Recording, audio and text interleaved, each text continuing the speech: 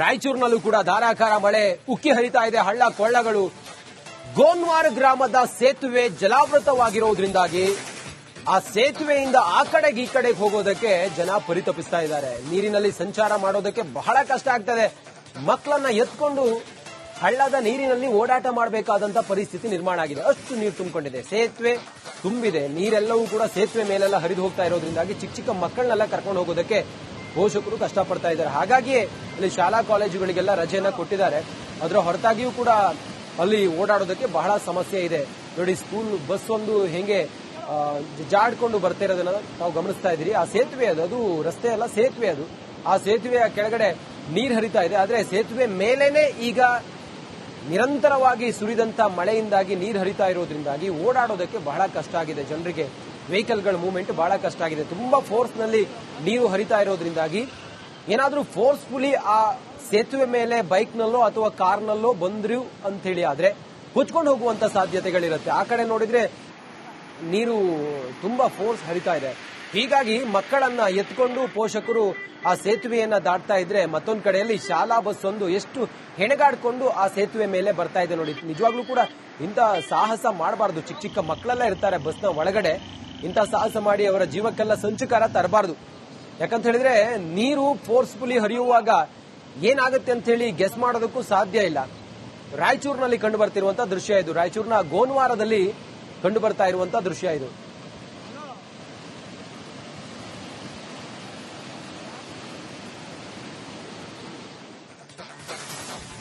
ಧಾರಾಕಾರ ಮಳೆಗೆ ದುರಂತವೊಂದು ಸಂಭವಿಸಿ ಆಗಿದೆ. ವ್ಯಕ್ತಿಯೊಬ್ಬ ಕೊಚ್ಕೊಂಡು ಹೋಗಿದ್ದಾನೆ. ಚರಂಡಿಗೆ ಆಯ ತಪ್ಪಿ ಬಿದ್ದಂತ ಹುಸೇನ್ ಅನ್ನೋ ವ್ಯಕ್ತಿ ಕೊಚ್ಚಿಕೊಂಡು ಹೋದಂತ ಘಟನೆ ಹುಬ್ಬಳ್ಳಿಯ ಬೆಳಗಲಿ ರಸ್ತೆಯಲ್ಲಿ ನಡೆದಿದೆ. ಹುಸೇನ್ಗಾಗಿ ಕಾರ್ಯಾಚರಣೆ, ರೆಸ್ಕ್ಯೂ ಕಾರ್ಯಾಚರಣೆ ಮುಂದುವರೆದಿದೆ. ಪೊಲೀಸರು, ಅಗ್ನಿಶಾಮಕ ದಳದ ಸಿಬ್ಬಂದಿ ಹುಸೇನ್ಗಾಗಿ ಹುಡುಕಾಟವನ್ನ ಮಾಡ್ತಾ ಇದ್ದಾರೆ. ವೀರಬಂದ ಓಣಿಯ ಹುಸೇನ್ಗಾಗಿ ತೀವ್ರ ಶೋಧ ಮುಂದುವರೆದಿದೆ.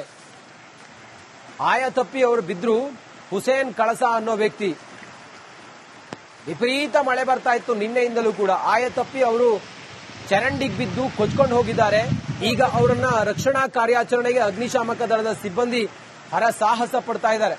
ಪೊಲೀಸರು ಮತ್ತೆ ಅಗ್ನಿಶಾಮಕ ದಳದ ಸಿಬ್ಬಂದಿ ಕಾರ್ಯಾಚರಣೆ ಮಾಡ್ತಾ ಇದ್ದಾರೆ. ಕೊಚ್ಚಿಕೊಂಡು ಹೋದ ಹುಸೇನ್ ಕಳಸ ಅವರ ಹುಡುಕಾಟದಲ್ಲಿದ್ದಾರೆ. ನಿರಂತರವಾಗಿ ಮಳೆ, ಯಾವುದು ಚರಂಡಿ, ಯಾವುದು ರಸ್ತೆ, ಯಾವುದು ಹೊಂಡ ಗುಂಡಿ ಅಂತ ಹೇಳಿ ಗೊತ್ತಾಗ್ಲಿಲ್ಲ ಪಾಪ ಹುಸೇನ್ ಕಳಸ ಅವರಿಗೆ. ನಡ್ಕೊಂಡು ಹೋಗ್ತಾ ಇದ್ರು, ಚರಂಡಿ ಒಳಗೆ ಆಯ ತಪ್ಪಿ ಬಿದ್ರು, ಕೊಚ್ಕೊಂಡು ಹೋಗಿದ್ದಾರೆ. ಆ ಚರಂಡಿ ನೀರು ಎಲ್ಲಿವರೆಗೆ ಹೋಗುತ್ತೆ ಅಲ್ಲೆಲ್ಲ ಈಗ ಅಗ್ನಿಶಾಮಕ ದಳದ ಸಿಬ್ಬಂದಿ ಸರ್ಚ್ ಮಾಡ್ತಾ ಇದ್ದಾರೆ. ಸ್ವಲ್ಪ ಮಳೆ ಕಡಿಮೆ ಆಗಿದೆ ಅಂತ ಅನ್ಸಿದೆ. ಈ ಹೊತ್ತಿಗೆ ಕಾರ್ಯಾಚರಣೆ ಕ್ಷಿಪ್ರಗತಿಯಲ್ಲಿ ಸಾಗ್ತಾ ಇದೆ.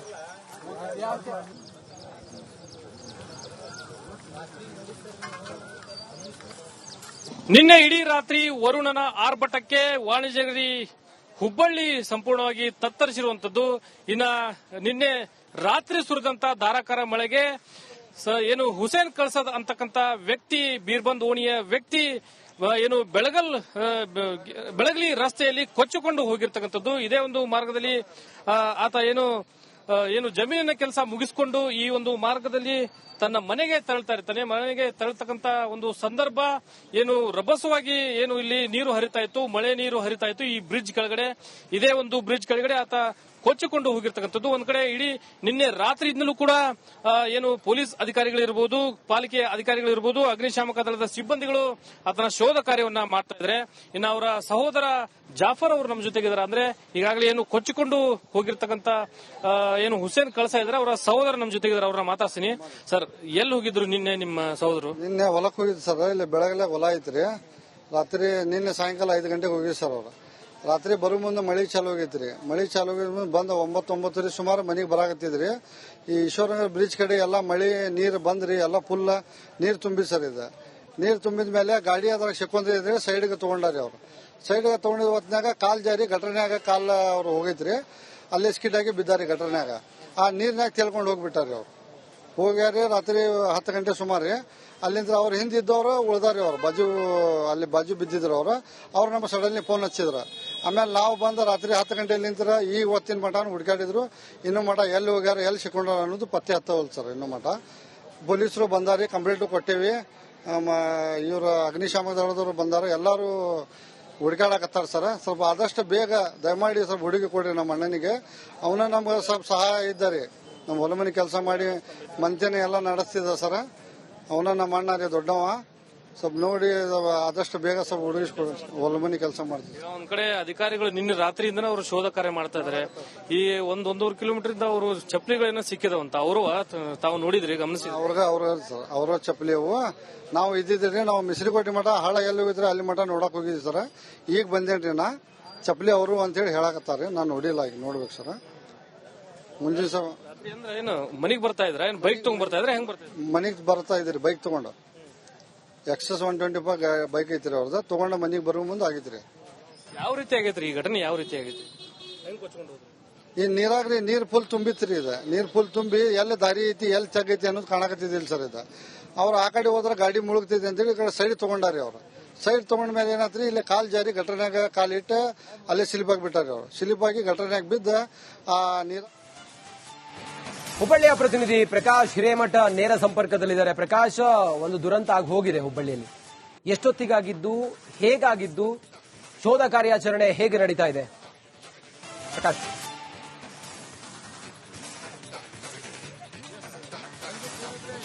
ರಾತ್ರಿ ಸುರಿದಂತ ಧಾರಾಕಾರ ಮಳೆಯ ರಭಸಕ್ಕೆ ಏನು ಹುಸೇನ್ ಕಳಸ ಅಂತಕ್ಕಂಥ ವ್ಯಕ್ತಿ ಏನು ಕೊಚ್ಚಿ ಹೋಗಿರ್ತಕ್ಕಂಥದ್ದು. ಹುಬ್ಬಳ್ಳಿಯಿಂದ ಏನು ಬೆಳಗ್ಲಿ ರಸ್ತೆಗೆ ಸಂಪರ್ಕ ಕಲ್ಪಿಸುವಂತ ಒಂದು ರಸ್ತೆಯಲ್ಲಿ ಒಂದು ದುರ್ಘಟನೆ ನಡೆದಿರ್ತಕ್ಕಂಥದ್ದು. ಈಗಾಗಲೇ ನಿನ್ನೆ ರಾತ್ರಿಯಿಂದನೂ ಕೂಡ ಇಲ್ಲಿನ ಅಧಿಕಾರಿಗಳು, ಅಂದ್ರೆ ಅಗ್ನಿಶಾಮಕ ದಳದ ಸಿಬ್ಬಂದಿ ಇರಬಹುದು, ತಹಶೀಲ್ದಾರ್ ಅವರ ನೇತೃತ್ವದಲ್ಲಿ ಬಹುತೇಕ ಅಧಿಕಾರಿಗಳ ಸಿಬ್ಬಂದಿ ವರ್ಗ ಇಲ್ಲಿ ಶೋಧ ಕಾರ್ಯವನ್ನ ಮಾಡ್ತಾ ಇದ್ದಾರೆ. ಒಂದ್ ಕಡೆ ಏನು ಈ ವ್ಯಕ್ತಿ ಕೊಚ್ಚಿಕೊಂಡು ಹೋಗಿರ್ತಕ್ಕಂಥ ಸ್ಥಳದಿಂದ 1.5-2 ಕಿಲೋಮೀಟರ್ ಗಟ್ಟಲೆ ಏನು ಇಲ್ಲಿ ಮುಂದೆ ಬಂದು ಈ ಒಂದು ಶೋಧ ಕಾರ್ಯವನ್ನ ಮಾಡ್ತಾ ಇದ್ದಾರೆ. ಯಾಕಂದ್ರೆ ಈಗಾಗಲೇ ರಿಪಬ್ಲಿಕ್ ಕನ್ನಡಕ್ಕೆ ಪ್ರತ್ಯಕ್ಷದರ್ಶಿಗಳು ಕೂಡ ನಿನ್ನೆ ರಾತ್ರಿ ಯಾವ ರೀತಿ ಆ ವ್ಯಕ್ತಿ ಕೊಚ್ಚಿಕೊಂಡು ಹೋದ ಅಂತಕ್ಕಂಥ ಒಂದು ಮಾಹಿತಿಯನ್ನ ಬಿಚ್ಚಿಟ್ಟಿರ್ತಕ್ಕಂಥದ್ದು.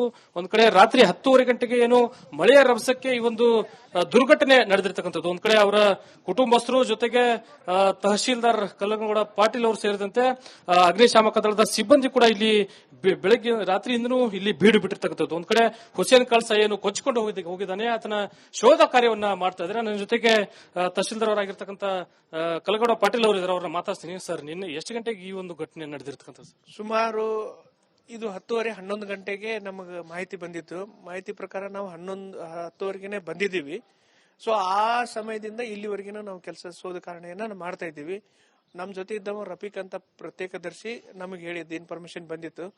ನಮ್ಮ ಟೀಮ್ ಆಗಲಿ, ಪೊಲೀಸು ಮತ್ತು ನಮ್ಮ ಅಗ್ನಿಶಾಮಕ ದಳದವರು, ಕಾರ್ಪೊರೇಷನ್ದವರು ಎಲ್ಲ ಒಂದು ಟೀಮ್ ಮಾಡಿದೀವಿ. ಮಾನ್ಯ ಜಿಲ್ಲಾಧಿಕಾರಿಗಳ ನೇತೃತ್ವದಲ್ಲಿನೇ ಒಂದು ಮೀಟಿಂಗ್ ಆಗಿ ಎಲ್ಲಾನು ಮಾಡಿದೀವಿ.